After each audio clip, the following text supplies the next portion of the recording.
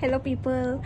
So my name is Atriya Jain and I have recently completed my grade 12th, that is in this session 2025-26 with 98%. And the first video that I'm going to be posting on my channel would be a strategy tip for all the upcoming students, board students of class 12 who are going to give their boards this year. So in this video, I'll try my best to cover as many points as I can, from how did I study, what subjects and streams what subject and stream did I have, how you can score 95% plus 98% or whatever your desired percentage is, and how you can actually start your 12th on the right note so that you stay consistent throughout the year, what resources you should use. And yeah, basically if you're entering your class 12th, I think and I honestly genuinely feel that this is the only video that you will require to see. This is going to be a one-and-one solution. So I'm going to be covering first of all basic major points that I think every 12th grader, irrespective of your subjects, irrespective of your stream, you should follow.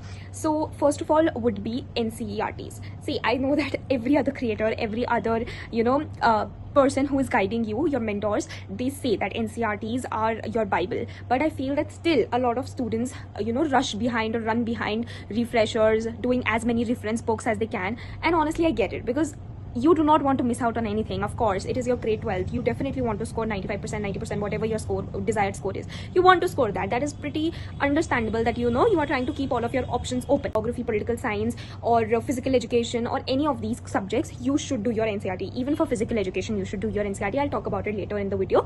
But yeah, so NCERTs are your Bible. You should never miss them. Point to point, liner to liner, read them as many times as you can.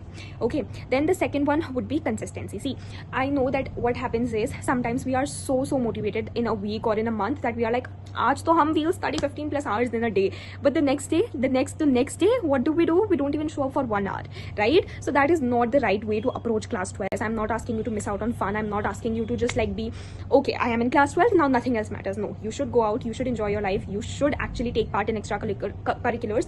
I personally took a lot of part in a lot of extracurriculars. For example, I was the cultural captain of my school, that is I was in the student council body, and apart from that I was majorly more in events than in my classes. So I mean that I'm not telling you to miss out on anything. I'm telling you that you need to balance it all out. You do not need to like study 12 plus hours in a day, but then that is also not the case that you show up one day and then you vanish for the next 15, 20 or I don't know, 5-6 days. So that is not how you have to manage your class 12.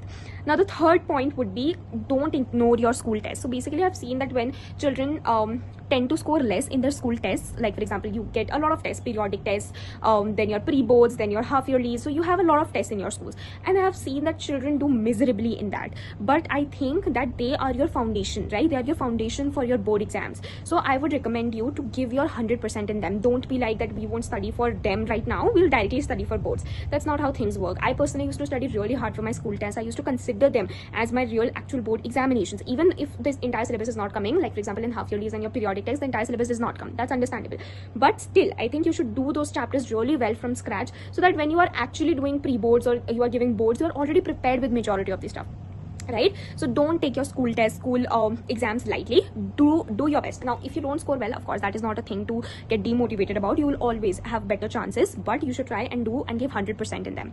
Then the last point would be to not take your practical files very lightly, right? Do not leave them till the last. Try to complete. I think most of yours vacation would have started, so try to complete them. Try to finish your all practical files, practical projects, or if not all, majority of the subjects in summer vacations. I will tell you, this would be such a huge relief for you afterwards. You will thank me, you will thank yourself after, like when you reach December or October, when your pressure starts to build up, because at that time there is pressure to complete your practical files, there is pressure from school, there is pressure about pre-boards, there is pressure about boards, then you have to give entrance exams also. So there is a lot of pressure around that November, December time, so you won't have the time to do everything together. You will be stuck.